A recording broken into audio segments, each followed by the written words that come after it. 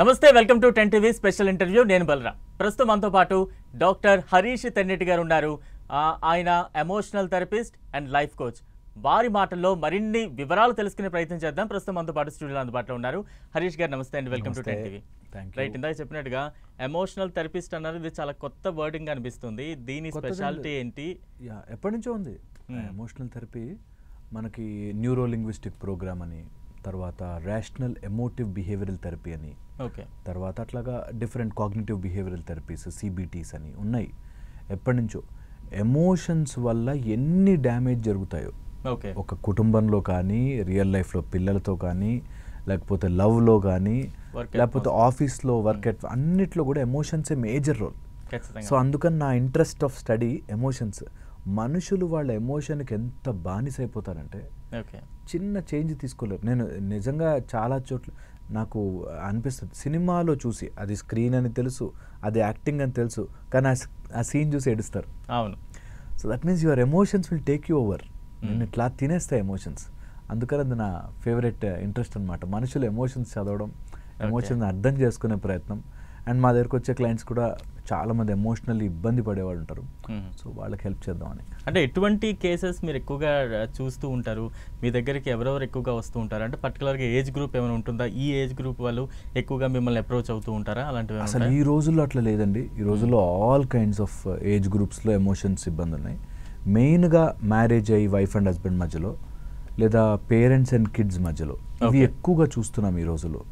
And in-laws side అవైతే ఎప్పుడు ఉండేవే గొడవలు, కానీ ఓన్ తల్లిదండ్రులకి పిల్లలకి పడట్లేక వీడు ఫోన్ చూస్తా అంటాడు, చూడొద్దంటారు, అక్కడ గొడవ అయిపోయి ఆ ఫోన్లు విసిరేసుకుని గొడవలు పడిపోయి ఇంట్లోంచి వెళ్ళిపోయి ఏమైనా అంటే డోర్ లాక్ వేసేసుకుని రూమ్లో ఏం చేస్తారో తెలియకుండా పిల్లలు బెదిరించడాలు. ఇలాగా ఎమోషన్స్ చాలా టేక్ ఓవర్ చేసేసి ఆల్ ఏజ్ గ్రూప్స్, ఒక్క ఏజ్ అని కాదు. నేను 65-70 years వాళ్ళని చూశాను, చిన్న ఏజ్ 13-14 వాళ్ళని కూడా చూసాను అనమాట. ఇట్లా ఎమోషనల్లీ బాగా ట్రామటైజ్ అయిపోయి అట్లాంటి can. So all age groups వస్తారు మా దగ్గరికి. అంటే మీ ట్రీట్మెంట్ ప్రొసీజర్ ఏ రకంగా ఉంటుందండి? బేసిక్గా కౌన్సిలింగ్, మాటలు, వాళ్ళు ఎక్కడ స్టక్ అయిపోయి ఉన్నారు థాట్ ప్రాసెస్, ఆ స్టక్ అయిపోయిన థాట్ ప్రాసెస్ని రిలీవ్ చేయడం, కొన్ని మెడిటేషన్స్ కానీ, లేకపోతే స్లోగా వాళ్ళని 4-5 టాక్ థెరపీ సెషన్స్లో స్లోగా వాళ్ళని బయటకు తీసుకురావడము. రియాలిటీని మిస్ చేసేస్తుంటారు, ఆ రియాలిటీకి ఎమోషన్స్కి డిఫరెన్స్ చూపించడం. అట్లాగా we can help them. Right. అంటే డాక్టర్ గారు, మేనిఫెస్టేషన్ అంటూ మనం వింటూ ఉంటాం. అసలు మేనిఫెస్టేషన్ అంటే ఏంటి, దాని గురించి ఏం చెప్తారు? యాజ్ అ స్పిరిచువలిస్ట్గా ఈ విషయం అందరూ తెలుసుకోవాలి. మన మైండ్లో అనుకున్నది మన జీవితంలోకి తెచ్చుకోవడానికి కొన్ని మెథడ్స్ ఉంటాయి. మరి ఏదైనా సరే, ఒక తాజ్మహల్ కట్టాలి అనుకున్నవాడు వాడు ముందు అది మైండ్లో వేసుకుంటాడు. ఒక ఇంజనీరు ఒక పేపర్ మీద వేసే ముందు మైండ్లో వేసుకుంటాడు అంటారు. మనం ఇప్పుడు ఏదైనా ఇడ్లీ చేయాలి అని అనుకున్నామంటే ముందు మైండ్లో వస్తుంది, ఏ పిండి కావాలి, ఎలా కలపాలి, ఏంటి అని తెలుసు. అవుట్పుట్ మనకి. సో ఎవ్రీథింగ్ మన మైండ్లోంచి తయారవుతుంది. ఏది తీసుకున్న ఈ సృష్టిలో ఏది తయారైనా, మనం తయారు చేసింది ఏదైనా మన మైండ్లో తయారవుతుంది ఫస్ట్ అంటారు. So whatever your thoughts are, you can manifest it into real life. Manifestation మన జీవితంలోకి రావాలి అంటే ముందు మన థాట్ ప్రాసెస్ క్లియర్గా ఉండాలి. ఎప్పుడైతే మనకు ఒక క్లియర్ థాట్ ప్రాసెస్ ఉంటుందో అది మన జీవితంలోకి వస్తుంది. చాలామంది నెగిటివ్ మేనిఫెస్ట్ చేసేస్తూ ఉంటారు. నాకు భయం అండి భయం అవుతుంది. వాడికి అది ఖచ్చితంగా భయంకే ఎండ్ అవుతుంది. నాకు ఫెయిల్ అవుతానేమో, అనుకున్నా ఫెయిల్ అవుతానని. చాలామంది అంటారు, పడతాడు, చెప్పానా అంటాడు. నువ్వు చెప్పావు, అది ఆల్రెడీ నీకు తెలుస్తూ ఉంటుంది అనమాట. సో సమ్వే మనకెందుకో ఆ మేనిఫెస్టేషన్ మనం నమ్మడానికి నాకు అనుకున్నది జరిగితేనే మేనిఫెస్ట్ అనుకుంటారు. అండ్ అందులో సినిమాలు డీవియేట్ చేసి ఓం ఫట్ ఏదైనా రా అంటే వస్తేనే మేనిఫెస్ట్ అనుకుంటారు. కాదు, మేనిఫెస్టేషన్ స్లోగా చేరుతుంది మన శరీరంలోంచి, మన మైండ్ నుంచి మన బాడీలోకి వచ్చి, బాడీ నుంచి రియల్ లైఫ్లోకి చేరుతుంది. నేను చూశాను ఒక లేడీని, తను చిన్నప్పటి నుంచి ఫాదర్ దగ్గర ప్రేమ లేక, ఒక తండ్రి ఎప్పుడు నార్సిస్టిక్గా కొట్టేవాడు, వాళ్ళ అమ్మని కొట్టేవాడు, పిల్లల్ని కొట్టేవాడు. అట్లీస్ట్ నా భర్త అయినా నాకు సరిగ్గా ఉండాలి అని ఆమె ఎన్ని మ్యాచెస్ వచ్చినా చూస్ చేసి అమ్మో కొడతాడేమో కరెక్ట్గా మ్యారేజ్ అయిన 4th day నుంచి ఆ కొట్టే హస్బెండ్ వచ్చాడు. వాడు ఊరికే మాట్లాడితే కొడతాడు. So point is what you worry అది నీ లైఫ్లోకి దిగుతుంది, వస్తుంది. ఓకే, ఇది చాలామందికి అర్థం కాదు. And this we cannot prove. మనకి సైంటిఫిక్గా దీన్ని క్వాంటిఫై ఎందుకు చేయలేమంటే ఒక్కొక్కళ్ళ ఎక్స్పీరియన్స్ వేరుగా ఉంటుంది. బట్ నిజంగా ఎవరైనా ట్రై చేస్తే అనుకుని అనుకుని అనుకుని భయపడిన సీన్లే రోజు లైఫ్లోకి వస్తుంటాయి. నాకు అక్కడెక్కడో దయ్యం ఉందండి అని ఒక అతను వచ్చి, దయ్యం వెంటబడుతుంది, వాడికి అన్నిట్లోనూ దయ్యం కనిపిస్తుంది. Because is everyday manifesting it. Everyday దయ్యం వస్తే ఉంటే వెనక నుంచి వస్తే అనేటట్టుగా మేనిఫెస్ట్ చేస్తూ ఉంటారు. So what ever our thoughts will slowly come into your real life. వచ్చి తీరుతాయి. చాలా మటుకు మనకు వచ్చే ఆలోచనలు మనం డైవర్సిఫై అయిపోతుంది. కానీ కొన్ని థాట్స్కి మనం అంటుకుపోతాం. ఆ అంటుకుపోయిన థాట్స్ మాత్రం జీవితంలోకి వస్తాయి, ఏదో రూపంలో తిరిగి వస్తాయి. ఓకే, ఇది తెలుసుకుంటే ఓకే నా మైండ్లో ఉన్నదే వస్తుంది, సో నా మైండ్లో నేను బెటర్ చేసుకుంటే, నా మైండ్లో నేను కావాల్సినది చేసుకుంటే, వద్దు అనేదాన్ని ఎక్కువ ఆలోచిస్తున్నా కదా, కావాల్సిన దానికి షిఫ్ట్ చేసుకోవాలి. నాకు ఫెయిల్ అవ్వకూడదు కదా, ఓకే ఫెయిల్ అయ్యేది ఉంటే ఫెయిల్ అవుతావు ఎట్లాగో, at least I will change my mind towards positivity. And నాకు కావలసినది మోర్ నా మైండ్లోకి తీసుకొస్తే రియల్ లైఫ్లోకి వస్తాయి. ఇది టేస్ట్ చేసినవాడు he will not go back. ఒక్కసారి ఆ రుచి చూసినవాడు, ఒకసారి నేను అనుకున్నది రియల్ లైఫ్లోకి వచ్చింది అని క్రియేట్ చేయగలిగిన వాడు he will not go back. Okay, అంటే అది సాధ్యం అవుతుంది అంటారా? అబ్సల్యూట్లీ. అందుకే సాధ్యం అవుతుంది అంటే మనం సినిమాటిక్గా ఊహించుకుని నాకు రేపు పొద్దున ఏదో అయిపోతుంది అంటే అట్లా రాదు. దానికి there are laws for it. Okay, your thoughts and your vibration should match. And your thought vibration plus your action should match. Example చెప్తే అర్థమవుతుందని చెప్తున్నా. ఒక ఆయనకి బాగా డబ్బులు కావాలి అని ఉంది మైండ్లో, కానీ ఎక్కడ ఎవరన్నా పెద్ద బిల్డింగులు కట్టినా ఎవరన్నా ఇదంతా డబ్బులు తిని బతుకుతారా, వీళ్ళంతా జనాలు మందిని ముంచుతారా అంటే is want is to earn money, but money అనేది చెడ్డవాళ్ళకే వస్తుంది అని is vibrating it in wrong sense. ఆ వైబ్రేషన్తో పాటు ఏ ప్రయత్నము action, your vibration and your action should match. నేను ఇంట్లోనూ కూర్చుంటే డబ్బులు రావు, నేను దాని దగ్గర ప్రయత్నం చేయాలి, వచ్చే సోర్స్ దగ్గరికి వెళ్ళాలి, అప్పుడు డబ్బులు వస్తాయి. So very important. ఈ లాస్ని మేనేజ్ చేసుకోలేక నాకు డబ్బులు రావు, ఎవరికి రావు. అది కాదు లా ఆఫ్ మేనిఫెస్టేషన్. మేనిఫెస్టేషన్లో నువ్వు అయస్కాంతంలా మారితే నీకు వచ్చి అంటుకుంటుంది అయస్కాంతం. అలాగా మనము టోటల్గా our vibration and our action should match. ఇది చాలామంది మిస్ చేస్తారు. Law of vibration, law of యాక్షన్లో లా ఆఫ్ ఇన్యాక్షన్కి వెళ్ళిపోతారు. ఇన్యాక్షన్కి వెళ్ళిన రోజున వాళ్ళు absolutely they go in wrong sense. వాళ్ళకి అర్థం కాదు. కొత్తగా నీకు డబ్బులు రావాలి అంటే పైనుంచి ఎవరు డబ్బులు ఇసరడు, మనకి సమ్ ఫార్మాట్లో డబ్బు రావాలి, దానికి ఓపెన్ ఉండరు చాలామంది. అంటే ఇది ఎలా సార్, అది మనలో ఎలా ఇంప్రూవ్ అవుతుంది? చుట్టూ ఉండే పరిసరాలు లేకపోతే చుట్టూ ఉండే మనుషుల ప్రభావం అంటారా? ఖచ్చితంగా. సో మనం వీఆర్ ఆల్వేస్, మనమే కాదు, ఒక స్మాల్ అమీబా కూడా చుట్టూ ఉన్న పరిసర ప్రాంతాల తగ్గట్టుగా అడాప్ట్ అయిపోతూ ఉంటుంది. We are all adapting like that. మనకు తెలుస్తుంది స్కూల్లో ఒక టీచర్ స్ట్రిక్ట్ ఉన్నాడంటే స్లోగా బ్యాక్ బెంచ్కి వెళ్ళిపోతాం మనం. మనకి తెలిసిపోతుంది, we will adapt, automatic adapt అయిపోతాం. ఇంట్లో రోజు పిల్లల్ని కొట్టని వాడు మొండిగా తయారైపోతాడు. మహా అయితే నువ్వు కొట్టగలవు, కొట్టు అంటాడు. So we constantly adapt. మనకి తెలియకుండానే we adapt, we learn. And సరౌండింగ్స్ని బట్టి, మన కండిషనింగ్ ఆఫ్ ద మైండ్ని బట్టి వీఆర్ కాన్స్టెంట్గా మనం ఒక మెథడ్ని, థ్రెడ్ని తయారు చేసుకుని అందులోనే ఉంటాం. పాజిటివ్గా ఆలోచించరా అన్న కష్టమైపోతుంది చాలామందికి. ఓకే ఇప్పుడు ఎలాగో లాస్ అయిపోతున్నావు కదా, పోతుంది అనుకున్నావు కదా, అట్లీస్ట్ థింక్ పాజిటివ్. చేయలేరు. 99% అనుకుంటే అయిపోతుందా సార్, టూ మచ్ చేస్తారు. నిజంగా అనుకుంటే అవ్వకపోవచ్చు, బట్ అట్లీస్ట్ అనుకోవచ్చుగా. That way you should start. At least అలా స్టార్ట్ చేస్తే నువ్వు యు ఆర్ థింకింగ్ పాజిటివ్, స్లోగా మీ యాక్షన్ మ్యాచ్ అయింది, రిజల్ట్స్ ఆటోమేటిక్గా వస్తాయి. నేను ఇది మనకి ఇప్పుడు రైట్ నౌ అయితే ఎస్టాబ్లిష్ అవుతూ ఉంది సైన్స్. దట్ మనకి పెద్ద పెద్ద సర్జరీస్ అయిన తర్వాత కూడా మేము కౌన్సిలింగ్ అని పంపిస్తాము, టాక్ థెరపీస్ అని పంపిస్తాము. బికాస్ వాళ్ళు అమ్మో నాకు ఇంకా ప్రాబ్లమ్ సాల్వ్ కాలేదేమో అనే భయంలో ఉంటారు. సో మేజర్ సర్జరీస్ అయిన వాళ్ళకి కౌన్సిలింగ్ చేయిస్తాం, ఏం కాదు సెటిల్ అవుతుంది అని చెప్పి. యూ కాన్స్టెంట్గా దాని మీద రుమినేట్ చేస్తూ ఉంటే, అదే ఆలోచన తిరుగుతూ ఉంటే ఆలోచన రియల్ లైఫ్లోకి వస్తూ ఉంటుంది. ఓకే. సో అందుకని ఎన్వైర్న్మెంట్ చాలా చాలా రోల్ ప్లే చేస్తుంది, మన మైండ్ కండిషనింగ్ రోల్ ప్లే చేస్తుంది, దాంతోపాటు రాంగ్ ఇన్ఫర్మేషన్ తీసేయడం ప్లే చేస్తుంది. రాంగ్ ఇన్ఫర్మేషన్, చాలా మందికి రాంగ్ కండిషనింగ్ ఉంటుంది, ఆ కండిషన్ తీస్తే సెట్ అయిపోతుంది. రైట్. డాక్టర్ గారు, ఇప్పుడు చాలా మందిలో ఒక పెద్ద సమస్యగా మారిపోయింది, ఆనందం అంటే ఏంటి, మేము ఆనందం కోసం వెతుక్కుంటున్నాం అని చెప్పేవారు కూడా చాలా మంది కనిపిస్తూ ఉంటారు. అసలు నిజమైన ఆనందం అంటే ఏంటి, ఎలా మనం దాన్ని పొందాలంటారు? ఇది చాలా చాలా ఫండమెంటల్ అండి. సో చాలామంది ఆనందం అక్కడెక్కడ ఉంటుంది, ఇంకేదైనా వస్తే ఉంటుంది అని అనుకుంటారు. Okay, so first and foremost thing ఆనందమే మనము. మీరు ట్రై చేసి చూడండి, anything our mind is constantly searching happiness out side, కానీ అదే హ్యాపీనెస్ మనం కింద నుంచి చూసినప్పుడు చాలా ఎక్కువ అనిపిస్తుంది. ఫర్ ఎగ్జాంపుల్, మీకు బాగా అన్ని ఫుడ్ అంతా వంట అంతా రెడీగా ఉంది, ఓకే, అండ్ మనకి కొంచెం టేస్ట్ ఏదైనా బాగాలేకపోయినా, నచ్చిన ఫుడ్ లేకపోయినా బాధేస్తుంది.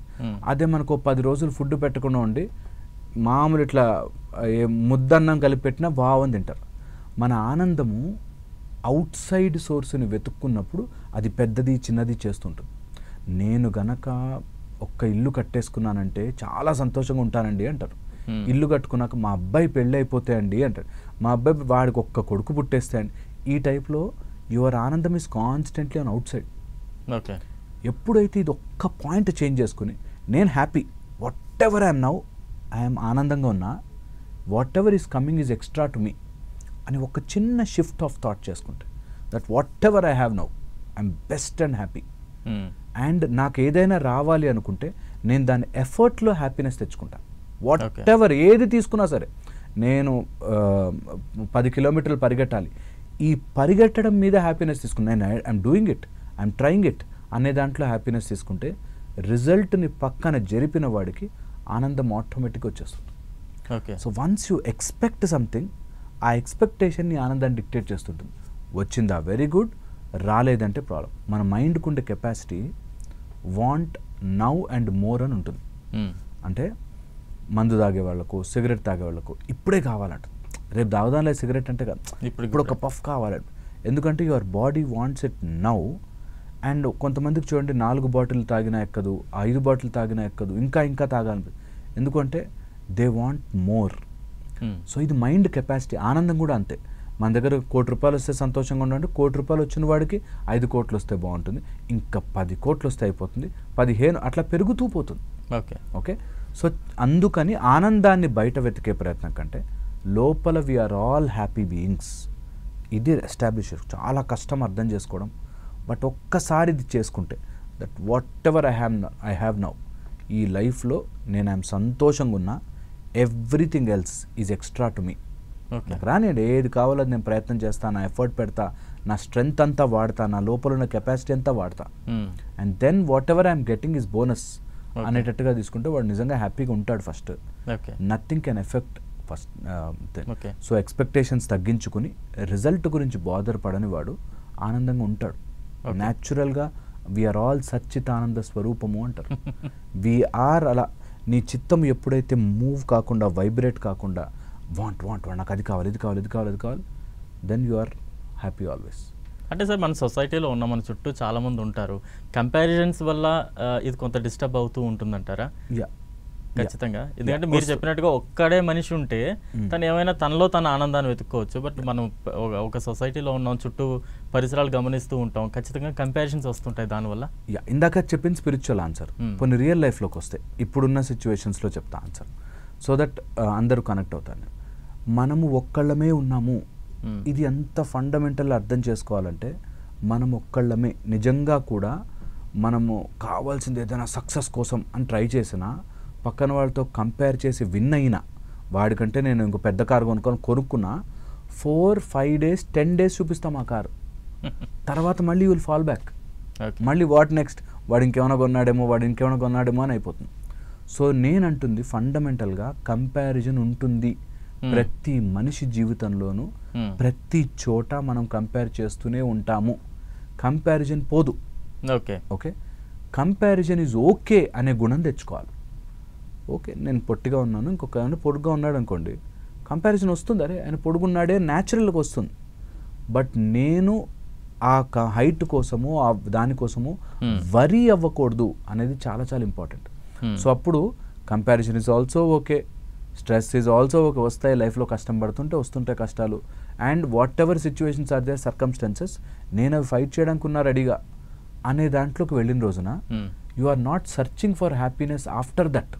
ఇప్పుడు ఉన్న దాంట్లో హ్యాపీనెస్, ఉన్న దాంట్లో హ్యాపీగా ఉన్నాం, ఈ పోరాటం నాకు వచ్చింది అంటే నేను హ్యాపీ ఫర్ ఇట్, దట్ ఇది నేను గెలవాలి, that is the task I have in front of me అని ఒక రూట్ తయారవుతుంది మనకి. Okay sir. అండ్ దీని ద్వారా మనకి లైఫ్ పర్పస్ చాలా క్లియర్ వచ్చేస్తుంది. దట్ నా ముందు ఉన్న ఏ సమస్య అయినా అది సాల్వ్ చేసుకుంటూ వెళ్ళడమే నా పని. ఓకే, నాకు ఇంకేం కొత్తగా అక్కడెక్కడికో వెళితే ఆనందం వస్తుంది. చాలామంది ఇలా నాకు బీచెస్కి వెళ్తే హ్యాపీగా ఉంటుందండి అని, కొండల ప్రాంతానికి వెళ్తే మౌంటైన్స్కి వెళ్తే హ్యాపీగా ఉంటుంది. మౌంటైన్కి వెళ్ళేదాకా ఇక్కడ సఫర్ అవుతూ ఉంటాడు, అక్కడ ఏదో బీచ్కి వెళ్తేనే కానీ ఇక్కడ సఫర్ అవుతుంటాడు. నేనంటాను wherever you are first happiness ఉంచుకోండి మీ దగ్గర. Whatever situation is there you be happy, then real లైఫ్లో నువ్వు బీచ్కి వెళ్ళినా ఆనందంగా ఉంటావు, ఇంట్లో ఉన్నా ఆనందంగా ఉంటావు, నువ్వు కొండల దగ్గరికి వెళ్ళినా ఆనందంగా ఉంటావు, ఇంట్లో కూడా ఆనందంగా ఉంటావు. అప్పుడు your happiness is not out side, your happiness is in side.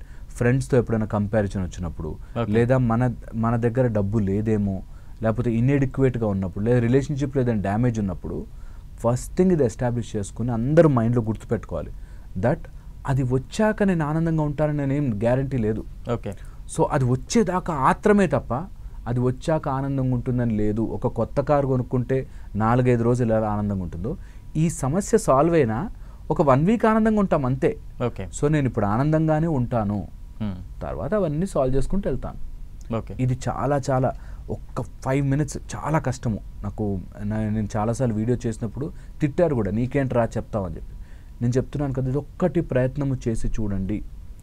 That what ever లైఫ్లో ఏం సీన్లు జరుగుతున్నా, అప్పు కష్టమో, ఇంట్లో ఫ్యామిలీ కష్టమో, ఏ కష్టం ఉన్నా సరే, ఆ కష్టం దాటేస్తే ఏదో అయిపోతుందని అనుకోకండి, అప్పుడు ఇంకోటి వస్తుంది. సో అందుకని ఇప్పుడు ఇదంతా నీ లైఫే, ఈ లైఫ్ అంతా అయిపోతుంది నువ్వు అదేదో దాటుతామని చెప్పి. సో అందుకని రైట్ నౌ ఈరోజు హెల్త్ చూసుకోండి, ఈరోజు ఆరోగ్యంగా ఉండండి, ఈరోజు కాస్త మీరు ఒక 10 నిమిషాలు మెడిటేషన్ చేసుకోండి, ఈరోజు ఎవరిదైనా గొడవలు ఉంటే సారీ చెప్పేసేయండి.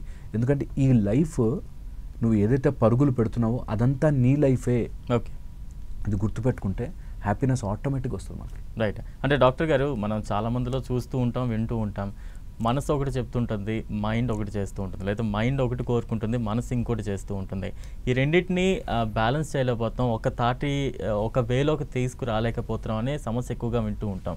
అది అంటే మైండ్ని మనసుని రెండింటిని మనం కంట్రోల్ చేయగలమా, ఒకే వేలోకి తేగలమా, ఇది సాధ్యమేనా? మైండ్ మనసు జనరల్లీ ఒకటి. మైండ్ అండ్ బ్రెయిన్, మనము హార్ట్ అండ్ అలా చూసుకుని బ్రెయిన్ అని చూసుకుంటే హార్ట్ మనసు, బ్రెయిన్ మనకి లాజికల్గా క్యాల్కులేషన్గా చేస్తుంటుంది. సో చదువుకోవాలని తెలుసు కానీ ఎందుకో పక్కదారి పడుతుంటాం. అట్లాగా మనం చాలా లైఫ్లో ఇది చేయాలి అది చేయాలని ఉంటుంది, బట్ ఎందుకో బద్దకిచ్చేస్తుంటాం.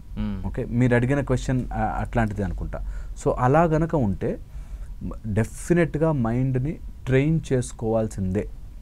Mind is like a kid, small kid.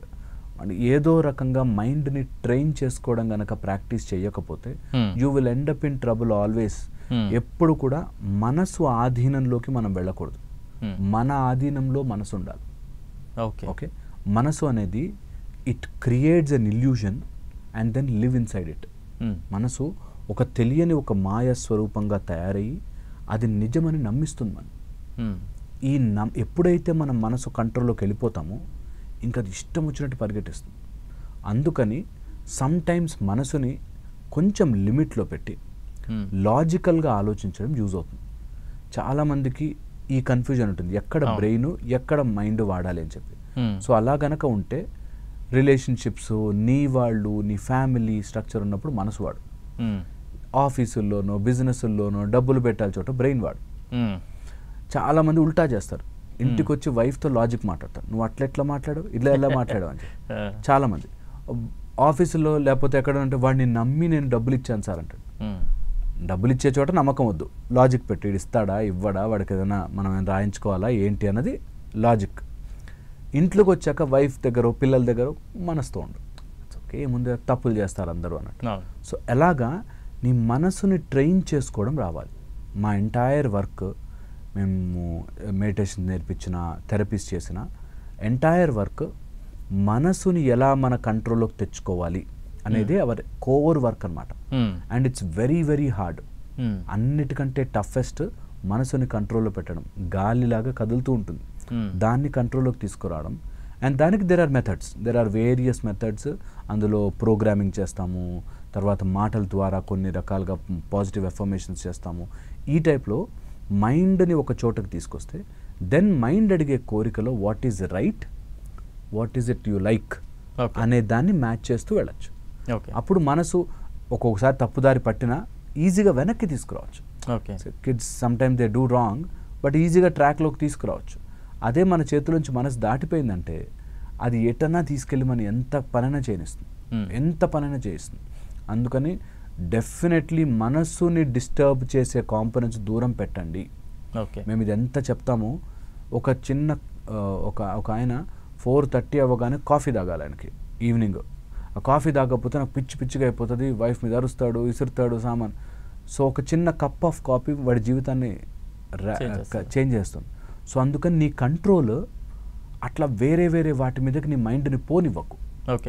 లేకపోయినా సరే I can control my mind అనేది తీసుకురాగలిగితే, మనసుని కంట్రోల్ చేయగలిగితే, then whatever your brain is thinking లాజికల్లా కరెక్టా కాదా అన్నది మనం ఒక లైన్లోకి పెట్టి తీసుకురావాలి. చాలా ఇంపార్టెంట్. రైట్ డాక్టర్ గారు, ఇంకోటి ప్రధానంగా ప్యాషనేట్ అన్న పదం ఎక్కువగా వింటూ ఉంటాం.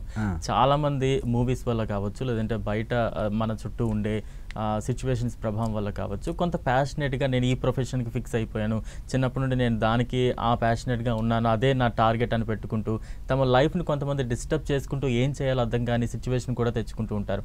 దాని గురించి ఏం చెప్తారు? దాన్ని ఎలా మనం ఓవర్కమ్ చేయొచ్చు అంటారు? అసలు ఎలా మన ప్లానింగ్ ఉండాలంటారు? ట్రూ, చాలా ఇంపార్టెంట్ అండి. ఈ రోజుల్లో చాలా మిస్యూజ్డ్ టర్మ్ ప్యాషన్. నాకు ఏదైనా ప్యాషన్ అండి నాకు అది అన్న. లైఫ్లో చాలా మన అనుకున్న ప్యాషన్స్ సాల్వ్ కాకపోవచ్చు. చాలామంది నాకు క్రికెట్ ప్యాషన్ అండి అని వెళ్తారు. ఓకే, ప్యాషన్లోకి వెళ్ళాక నిజంగా క్రికెట్ అంటే ఇష్టం ఉండొచ్చు, కానీ ఇండియాకి 11 మందే ప్లేయర్లు. సో చాలా మటుకు ఫెయిల్యూర్ పర్సంటేజ్ ఎక్కువ ఉంటుంది. ఓకే, అది నిజం, అది ఒప్పుకోగలగాలి. దట్ అవును ప్యాషనేట్గా ట్రై చేస్తాను, ఒక ఏజ్ అయిపోయాక అయ్యో నాకు రాలేదు నాకు దొరకలేదు, అందుకని నేను ఇట్లా తాగుడుకు అలవాటైతా, డ్రగ్స్కి అలవాటైతా, నేను అనుకున్నది సాధించలేకపోయానని చెప్పి ఉండకూడదు. So my entire work is, నాకు ఒక అమ్మాయిని ప్యాషనేట్గా ప్రేమించాడు ఒక ఆయన. ఓకే, ఆ అమ్మాయి నో అంది. నో అనేసరికి వీడు తాగుడుకు అలవాటైపోయి రోడ్డు మీద పడిపోయి, లేకపోతే ఆ అమ్మాయి ఇంటి ముందుకు వెళ్ళి కూర్చుని, ఎందుకు నీ మైండ్ ఒకటి ప్యాషనేట్గా నేను ఎంత ప్రేమించానంటే నేను అతి ప్రేమికుడిని, నేను ఎంత ప్రేమికుడిని అంటే అనేటట్టుగా నేను తయారు చేసింది. ఆమె మోసం చేస్తే ఇంకో లైఫ్ లేదేమో, ఆమె నో అంటే ఇంకో లైఫ్ లేదేమో అనేటట్టుగా తయారు చేసుకున్నాం. సో ఇది రాంగ్ వేలో అప్లై చేస్తున్నారు ప్యాషన్ని. ఓకే, యాక్చువల్గా ప్యాషన్ అంటే నీ లైఫ్లో కొన్ని ట్రై చేసావు, రాలేదు, that's okay, you still like it, నీకు అది ఇష్టం, చాలా నువ్వు ఆ పని చేయడం ఇష్టం, క్రికెట్ ఆడడం ఇష్టం, ఆడుకో హ్యాపీగా. నీకు దానికి నీ లైఫ్లో ఉండాల్సిన బేసిక్ నీడ్స్కి సంబంధం లేదు. హ్యాపీగా వేరే జాబ్ తెచ్చుకో, మంచిగా చదువుకో, క్రికెట్ చూడు హ్యాపీగా, తప్పలేదు. సో యూ సీ ఈజీగా మనము మన ప్యాషన్ని కానీ మన అనుకున్న దాన్ని, మనసుకు నచ్చినది, దాని ప్రాబ్లంలోకి, దాని ప్రభావంలోకి పడిపోయి రాంగ్ వేలో వెళ్ళకుండా what ever you have passion, మాకేం చెప్తాం, మేమేం నేర్పిస్తామంటే వాట్ ఎవర్ యూ డూ ప్యాషనేట్గా చేయి. నువ్వు నీ భార్యతో పిల్లలతో ఉన్నావా, ప్యాషనేట్గా ఉండు వాళ్ళతో. నువ్వు నీ ఆఫీస్లో స్కూల్లో ఉన్నావా, ప్యాషనేట్గా చదువు. ఏది ఇచ్చినా సరే, నీ ముందుకు ఏ వర్క్ వచ్చినా సరే ప్యాషనేట్గా పని చేయి. నువ్వు ఒక జాగింగ్ చేస్తున్నావా, మంచిగా చేయి, నువ్వు ద బెస్ట్ అథ్లెట్ అన్నట్టు చేయి. ఎనీథింగ్ ప్యాషనేట్గా చేస్తే ఎంటైర్ లైఫ్ బాగుంటుంది. నాకు ఈ ఒక్కటే ప్యాషను అనేసరికి ఆ ఒక్కటి వచ్చే ఛాన్సులు తక్కువైనప్పుడు మనం చాలా ఇబ్బంది పడతాం.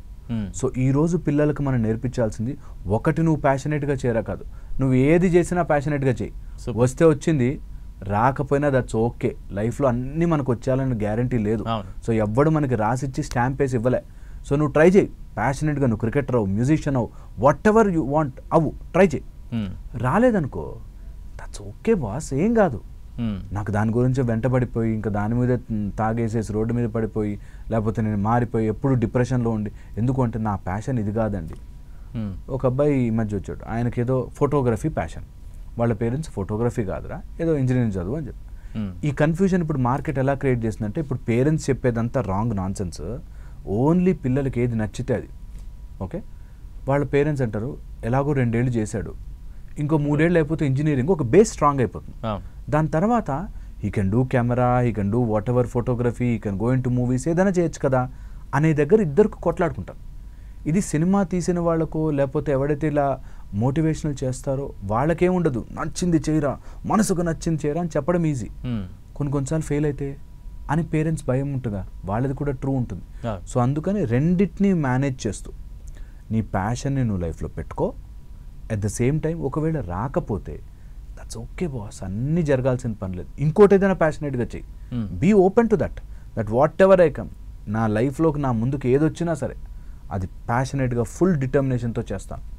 వాట్ ఎవర్ ఇట్ ఈస్, అది గనక ఎవరి లైఫ్లో కన్నా వస్తే సెటిల్ అయిపోతే దట్ నాకు ఏది వచ్చినా మంచి ఇంట్రెస్ట్తో నా పూర్తి శ్రద్ధ దాని మీద పెట్టి చేస్తాను. ఓకే, రాలేదా దట్స్ అబ్సల్యూట్లీ ఓకే. ఇది నేను చెప్పిన మాట కాదు, శ్రీకృష్ణ పరమాత్ముడు చెప్పాడు, నువ్వు మొత్తం కర్మ చేయడమే నీ పని, దాని ఫలితము నీకు సంబంధం లేదు అర్జున అని చెప్పేశాడు. సో ఖచ్చితంగా నువ్వు you don't have to wait for the result.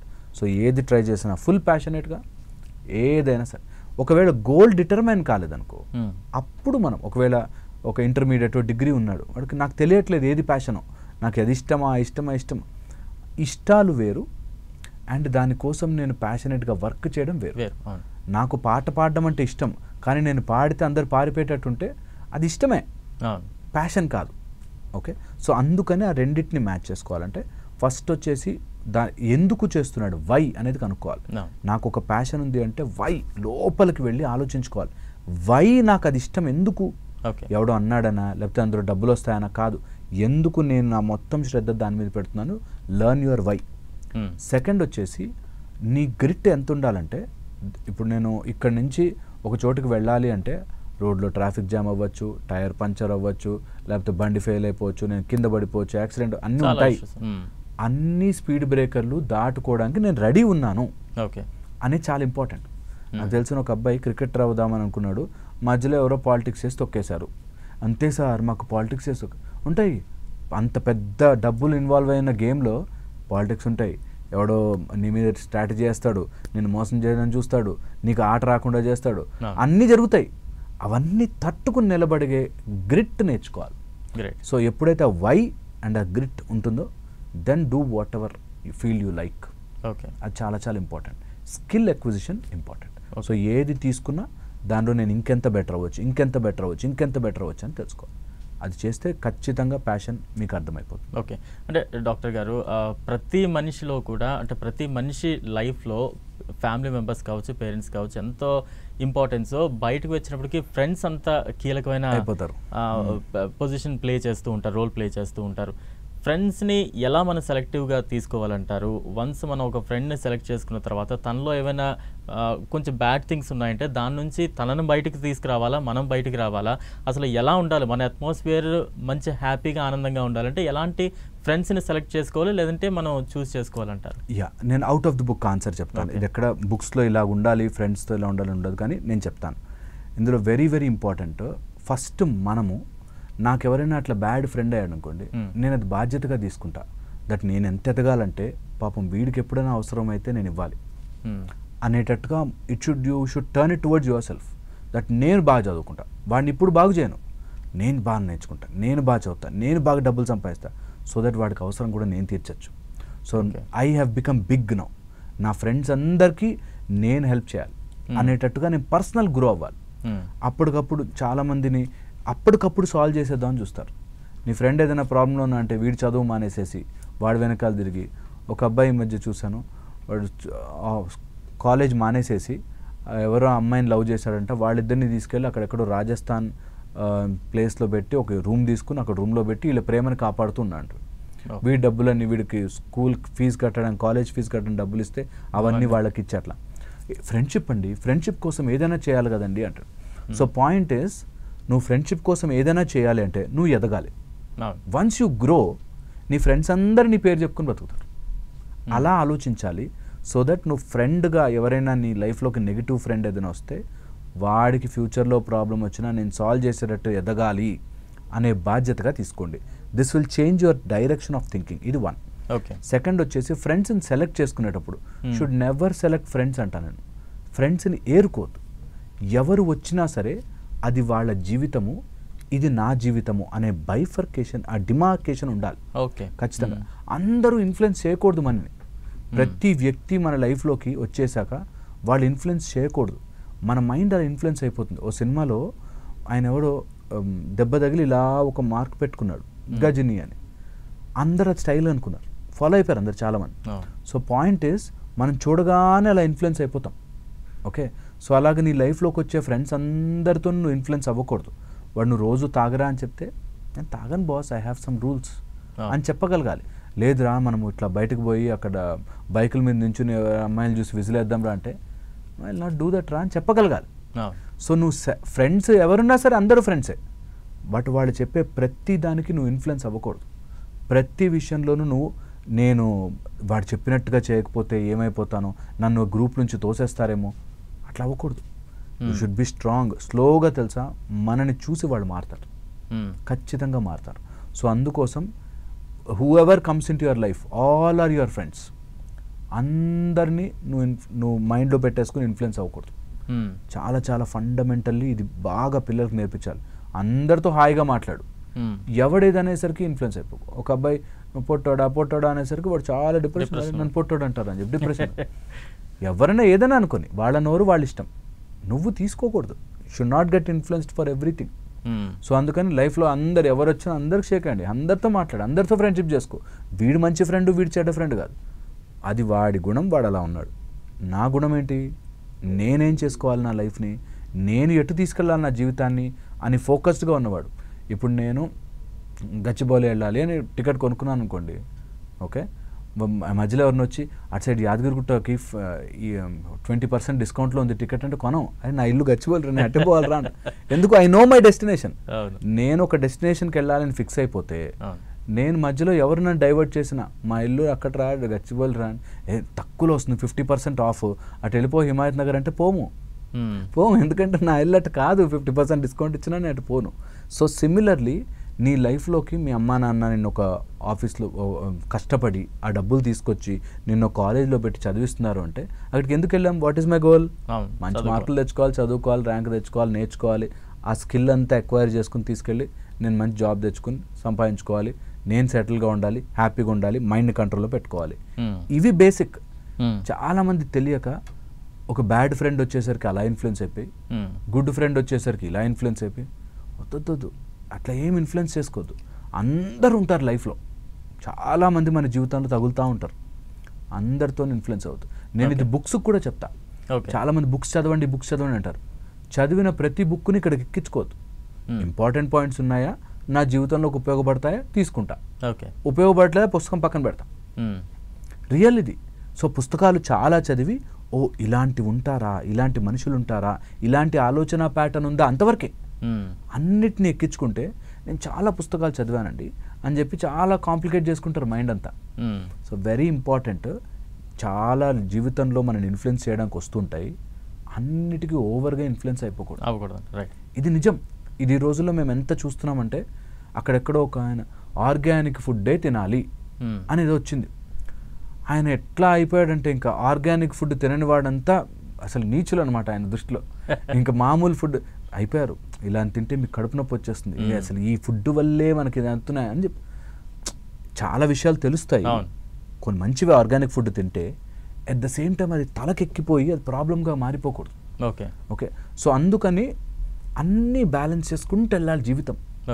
So many influencers వస్తుంటారు, మాలాంటి వాళ్ళు బోలెడు విషయాలు చెప్తారు. ఇప్పుడు నేను చెప్పిన దాంట్లో మంచి ఉంటే తీసుకోవాలి, లేనివన్నీ పక్కన పెట్టేయాలి. అవసరం లేదు, నా లైఫ్కి ఇది అవసరం లేదు, పక్కన పెట్టేసారు. That way you will grow as a person. లేకపోతే చాలా మంది డివేట్ చేసి మనం మిగలం. అల్టిమేట్లీ మన ఫ్రెండ్ గాను లేకపోతే మనంగా ఉండం. తీసుకోవాలి, స్లోగా ఎదగాలి. రైట్. అంటే హరీష్ గారు, ఇప్పుడు ఈ ప్రజెంట్ సినారియాలో ఈ ప్రజెంట్ డేస్లో నో అని చెప్పడం కూడా ఒక సాహసమే అంటూ ఉన్నారు. కొన్ని సినిమాల్లో కూడా దానికి సంబంధించి కొన్ని డైలాగులు కూడా చూసాం. చాలా సందర్భాల్లో మనం ఒక దగ్గరికి వెళ్ళినప్పుడు నాకు ఇది కావాలి అని చెప్పుకోలేని సిచ్యువేషన్, కాంప్రమైజ్ అయిపోవడం, ఇలాంటి చాలా చాలా జరుగుతూ ఉంటాయి. ఒక కంపెనీ ఏదైనా మారినప్పుడు నాకు ఇంత ప్యాకేజ్ కావాలని అడగలేని సిచ్యువేషన్ కూడా చాలా మంది ఉంటారు. నో అని చెప్పలేరు కొన్నిటిలో, ఇందా నేను చెప్పినట్టుగా. ఇది ఏంటి, దీన్ని ఎలా మనం ఓవర్కమ్ చేయొచ్చు అంటారు? కాన్ఫిడెన్స్ లేక. నేను నో చెప్తే నన్ను వాళ్ళు రిజెక్ట్ చేసేస్తారేమో, ఆర్ నన్ను వాళ్ళు యాక్సెప్ట్ చేయరేమో, నన్ను వాళ్ళు ఇష్టపడరేమో అని అందరితోనూ నేను ఇష్టం అనిపించుకోవాలి, నేను మంచి అనిపించుకోవాలి, ఆర్ అందరూ నన్ను ఇష్టపడాలి అనే దాంట్లో చాలామంది నో చెప్పలేరు. ఇది 1. సెకండ్, వాళ్ళకి అసలు కాన్ఫిడెన్స్. ఇప్పుడు ఒకవేళ ఒక ఆఫీస్లో నేను 50,000 ప్యాకేజ్ కావాలో 60 ఆర్ 1 lakh అని చెప్పాను అనుకోండి, వాడు వదిలేస్తే నాకు ఇంకేంటి అనే దాంట్లో ఉంటారు. నా టాలెంట్ మీద నాకు నమ్మకం ఉంటే ఈ ఆఫీస్ కాకపోతే ఆఫీస్ వస్తుంది నాకు అని తెలిస్తే ఆటోమేటిక్గా మన లోపల కాన్ఫిడెన్స్ పెరుగుతుంది. ఆటోమేటిక్గా మనకు కావాల్సింది అడుగుతాం. ఒకవేళ నో అంటే ఇంకో ఉద్యోగం రాదేమో అని భయపడే వాళ్ళకి వాడు నో చెప్పడం చాలా కష్టపడతాడు. ఎవరికైనా నో చెప్తే నన్ను మంచి అనుకోరేమో, ఆర్ నో చెప్తే నాకు ఏమైనా ప్రాబ్లం అవుతుందేమో అనే ఆలోచించే వాళ్ళు నో చెప్పడానికి భయపడతారు. వీళ్ళకి కాన్ఫిడెన్స్ రావాలి అంటే అబ్సల్యూట్లీ స్కిల్ ఉండి తీరాల్సిందే. స్కిల్ మీద వర్క్ చేయాలి. నేను ఎప్పుడు చెప్తుంటాను, ఒక్కటి ఏదైనా చిన్న పని పట్టుకుని దాన్ని రుద్దేసేసేసి మాస్టర్ చేసేయాలంతే. ఒక్క పని ఏదైనా మన జీవితంలో ఒక్క పని తీసుకుని ఆ ఒక్క పనిని మాస్టర్ చేయాలి. బెస్ట్ ఆఫ్ ద బెస్ట్ అవ్వాలందరూ అంతే. డెఫినెట్లీ మీ లైఫ్ ముందుకెళ్ళిపోతుంది. నేను అంటుంటే సరదాగా చెప్తుంటాను, ఇటు 3 కర్రలు పెట్టి ఆ మధ్యలో 10,000 రన్లు తీస్తే దేవుడైపోయాడు, గాడ్ ఆఫ్ క్రికెట్ అయిపోయాడు సచిన్ టెండూల్కర్. అలాగా ఏదైనా ఒక పని విత్ ఫుల్ కన్విక్షన్ చెయ్యాలంటే దాని లోపల స్కిల్ పెంచుకుంటూ పోవాలి. ఆ స్కిల్ గనక పెంచుకుంటూ పోతే you will become God of that. So మనం అలా గనక స్కిల్ మనది పెరిగింది అనుకోండి, మనకి నో చెప్పాల్సిన అవసరం కూడా రాదు. యాక్చువల్లీ వాళ్ళకే తెలిసిపోతుంది, this fellow doesn't belong here, ఇంకా పైకి వెళ్తాడు అని తెలుస్తుంది. సో అందుకని ఎప్పుడైనా నో చెప్పాల్సిన అవసరం వస్తే మనకు ఆ భయం లేకుండా, నో చెప్పినా వాళ్ళు నన్ను ఇష్టపడతారు అనే భయం లేకుండా ఉండాలి. అండ్ నాకు ఆప్షన్స్ ఉన్నాయి చాలా. When I have so many options, కాకపోతే ఇంకోటి వస్తుంది, నా టాలెంట్ మీద నాకు నమ్మకం ఉంది అన్నప్పుడు కూడా మనకు ఛాన్స్ ఉంటుంది. ఇంట్లోకి వచ్చేసరికి వైఫ్ అండ్ హస్బెండ్ మధ్యలో నో చెప్పుకోలేక, అమ్మో మా ఆయన ఏమనుకుంటాడు, నేను చెప్పకూడదేమో, లేకపోతే మా ఆవిడ ఏమనుకుంటుందో అనే దాంట్లో ఈ రోజుల్లో పిల్లలకి నో చెప్తే ఫోన్ తీసుకోవద్దురా అంటే వాడు నన్ను ఎక్కడ హేట్ చేస్తాడు. ఒక లేడీ తను జాబ్ చేస్తారు, తను ఆఫీస్కి వెళ్ళేసి వస్తున్నారు, పొద్దునంతా పిల్లలతో ఉండట్లే కదా అనే గిల్ట్ ఫీలింగ్లో వాళ్ళు అడిగిన చిప్స్, చాక్లెట్స్ అన్నీ కొనిచ్చేసి మనము కాంపెన్సేట్ చేయడానికి, ఓవర్ కాంపెన్సేట్ చేయడానికి. సో అలాగా నో ఇది తప్పు అని చెప్తే పొద్దునంతా ఉండరు, తల్లిదండ్రులు ఇంట్లో ఉండరు కదా, మరి ఇంకా వాళ్ళు నా మాట వింటారో లేదో అని చెప్పి అన్నిటికీ ఎస్ చెప్పి అవుట్ ఆఫ్ కంట్రోల్ అయిపోతారు. సో అందుకని కొన్ని విషయాల్లో నో చెప్పడం రావాలంటే ముందు మనకి క్లారిటీ ఉండాలి ఆఫ్ వాట్ ఈజ్ ఎస్. అప్పుడు మనకు తెలుస్తుంది, ఈజీగా ఉంటుందని ఆన్సర్ చేయడం. రైట్. అంటే డాక్టర్ గారు, ఈ రోజుల్లో మంచితనానికి తెలివైనతనానికి ఏదైనా కంపారిజన్ కానీ లేదంటే ఒక కొలమానం కానీ ఏం చెప్తారు? ప్రస్తుతం నాకు తెలిసి బయట నేను చూస్తుంది వింటుంది, మంచితనం ఉంటే అతను అమాయకంగా ఉంటే అతను మంచితనం, కొంచెం కన్నింగ్గా తనని తాను బాగా ప్రమోట్ చేసుకోగలిగేలా, తన మీదకి ఏమైనా ఇబ్బందులు వస్తే టిట్ ఫర్ టాట్ ఇచ్చేలా ఉండగలిగితే అది తెలివైనతనం అంటున్నారు. ప్రస్తుతం అలాగే ఉందటంటే నేను ఇంకోలా చెప్తాను, ఇది మంచితనం పాపం. మంచితనం అంటే నేను మంచోడిని, నా మంచిని నువ్వు గుర్తించాలి అనుకున్నప్పుడు ప్రాబ్లం. ఓకే, ఎవరైనా నన్ను నా మంచితనాన్ని గుర్తించు, నేను ఎంత మంచివాడిని అంటే నీకు అర్థం కావట్లేదా, అవసరం లేదు, నేను మంచి ఆయన చూస్తుంటాడు. Okay, my direct connection. నేను మంచితనంగా ఉంటాను, మంచితనం గుర్తించేటట్టుగా ఉండను. ఓకే, అప్పుడేమవుతుంది, నేను కరెక్ట్గా నాకెవరైనా నన్ను మోసం చేయాలని వస్తున్నా, లేకపోతే నాకు ఏదైనా ప్రమోషన్ కావాలనుకున్నా, నేను మంచి మార్గంలో వాడిని మోసం చేయకుండా నేను నా మార్గంలో ట్రై చేసుకోవడం తప్పులేదు. కానీ నేను నీ కోసం చూసావా, నేను త్యాగం చేశాను అని మంచి అనిపించుకోవడానికి మంచితనం మంచిది కాదు. నిజంగా మంచి వాళ్ళు ఆర్ డిఫరెంట్, మంచి వాళ్ళు అనిపించుకునే వాళ్ళు ఆర్ డిఫరెంట్. చాలా చాలా ఇంపార్టెంట్. పాపం మంచివాడండి అని చెప్పి చాలా మంది అంటారు. నేను ఎప్పుడు ఈ పాయింట్ని 1కి 10 సార్లు నా క్లయింట్స్ అందరికి చెప్తుంటా, దట్ మంచితనంగా ఉండు. నువ్వు కోడలుగా ఉన్నావు అనుకోండి, మీ అత్తకి మామకి మంచిగా చెయ్యి, మీ హస్బెండ్కి మంచిగా చెయ్యి, వాళ్ళు నన్ను మంచి అనుకోవట్లేదు అనే బాధకు వెళ్ళకు. ఓకే, చాలా చాలా రెవల్యూషన్ లాగా మారిపోతుంది మైండ్లో. దట్ అవును, నేను యాజ్ అ కోడలు నా పని నేను చేస్తాను, వాళ్ళు నన్ను మంచి అనుకోలేదు, వాళ్ళు నన్ను కొట్టడానికి వస్తున్నారు తిట్టడం, నేను ఐల్ బీ స్ట్రాంగ్, ఖచ్చితంగా స్ట్రాంగ్ ఉంటాను. ఆ రెండిటికి నేను వాళ్ళు నా మీద కొట్టడానికి వస్తున్నా తట్టుకుని భరిస్తూ ఇంట్లో పడుండాలి అంటే అది మంచితనం కాదు, చేతగానితనం. సో అది వెరీ వెరీ ఇంపార్టెంట్ ఆ డిఫరెన్స్ తెలుసుకుని దట్ మంచిగా ఉండాలి. ఆ మంచి ఎవడో గుర్తించాలని కాదు, సెల్ఫీలు దిగి అన్నదానం చేస్తున్నట్టు ఉంటుంది, అన్నం పెడుతూ ఇలా సెల్ఫీ దిగుతుంటాయి. That is wrong. నువ్వు మంచి, నువ్వు వాడికి అన్నం పెట్టాలనుకున్నావు, హ్యాపీగా పెట్టు. అది ఫోటోలు తీసి దాన్ని చూపించుకోవాలనుకోవడం తప్పు. కొన్ని ఎవరైనా ఇన్ఫ్లుయెన్స్ చేసాక ఒకసారి పెట్టారు, అది వేరే స్టోరీ. కానీ బట్ జనరల్గా ఎవరికైనా పెడుతూ అలాగ మనం projected good is very wrong వేలో తీసుకెళ్తుంది. కొన్ని రోజులు అయ్యాక ఈజీగా మన మీద బురద జల్లేయచ్చు. ఓకే, ఎంత మంచి చేసినా ఒక్కసారి ఇలా సైడ్ ట్రాక్ చేసామంటే మొత్తం కంప్లీట్గా చెడ్డవాడైపోతాడు అనమాట. రైట్. డాక్టర్ గారు, అంటే స్పీచ్ కంట్రోల్ గురించి ఈరోజు కొంచెం మాట్లాడుకోవాలనుకుంటే చాలా ఇంపార్టెంట్ కూడా. చాలామంది లోపల చాలా థాట్స్ ఉంటాయి కానీ బయటికి మాట్లాడలేకపోతూ ఉంటారు, దాన్ని బయటికి షేర్ చేసుకోలేకపోతుంటారు, చెప్పలేకపోతుంటారు. కొంతమందికి మాట్లాడడం ఉంటుంది కానీ లోపల థాట్స్ ఉండవు, ఏం చెప్పాలో తెలియదు, ఎలా దాన్ని కన్వే చేయాలో తెలియదు. దీన్ని ఎలా మనం ఓవర్కమ్ చేయొచ్చు అంటారు? దానికి ఏమైనా ఎక్సర్సైజ్ లాంటివి ఉంటాయంటారా? చాలా ఉంటాయి ఎక్సర్సైజ్. చాలామంది నిజంగా కూడా చాటర్ బాక్స్లో వాగుతూ ఉంటారు, పాయింట్ రాదు. అసలు ఎందుకు మాట్లాడుతున్నారు, నువ్వు 1 hour మాట్లాడేవరా, వాట్ ఈస్ ద జిస్ట్ అనేది తెలియదు. కొంతమంది అసలు చాలా ఉంటుంది మైండ్లో, చెప్దాం కానీ నోట్లో మాట బయటకు రాదు.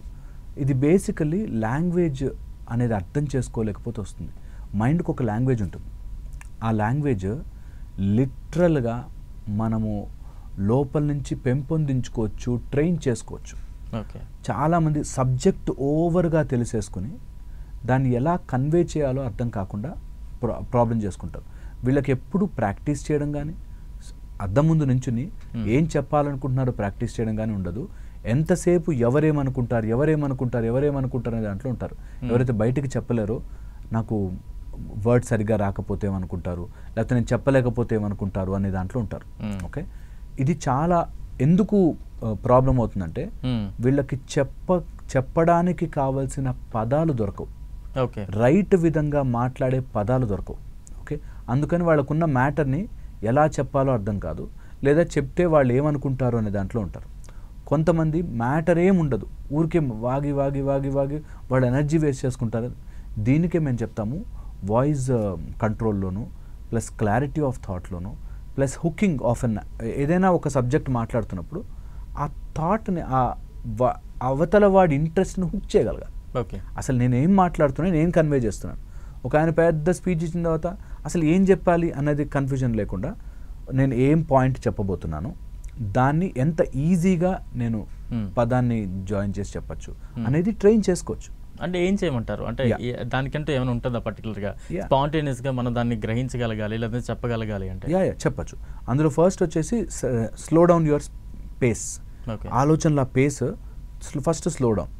బ్రీద్, మంచిగా ఒకసారి బ్రీద్ ఇన్ బ్రీద్ అవుట్ చేసుకుని ఏం చెప్పాలనుకున్నా ఒక స్ట్రక్చర్ రావాలి.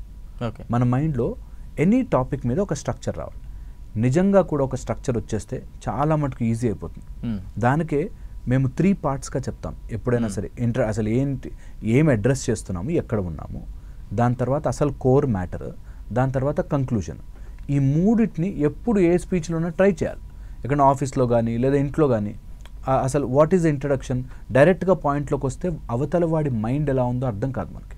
సో అందుకని first prepare their mind, then come into your subject, then slowly వాడు గుర్తుపెట్టుకుని దాన్ని తీసుకెళ్లేటట్టుగా టేక్ హోమ్ మెసేజ్ లాగా ఒకటి పెట్టాలి. ఇలాగ there are so many methods ఉన్నాయి, వేరియస్ మెథడ్స్. లాంగ్వేజ్ని కరెక్ట్గా వాడడం, ఆ స్పేసింగ్, సౌండ్కి మధ్యలో ఆ స్పేసింగ్, తర్వాత మనం మాట్లాడేటప్పుడు కొన్ని పదాలు స్లిప్ అయిపోకుండా ఉండడం, ఇలా సో మచ్ ఆఫ్ ట్రైనింగ్ ఉంటుంది. మంచిగా దాన్ని ప్రాక్టీస్ చేసుకుంటే చాలా చేంజ్ అవుతారు. చాలామంది మా దగ్గరకు వచ్చిన వాళ్ళు ఎంతోమంది అట్లా మారుతారు. దట్ ఇనీషియల్గా భయపడేవాడిని సార్, ఇప్పుడు మాట్లాడుతున్నాను.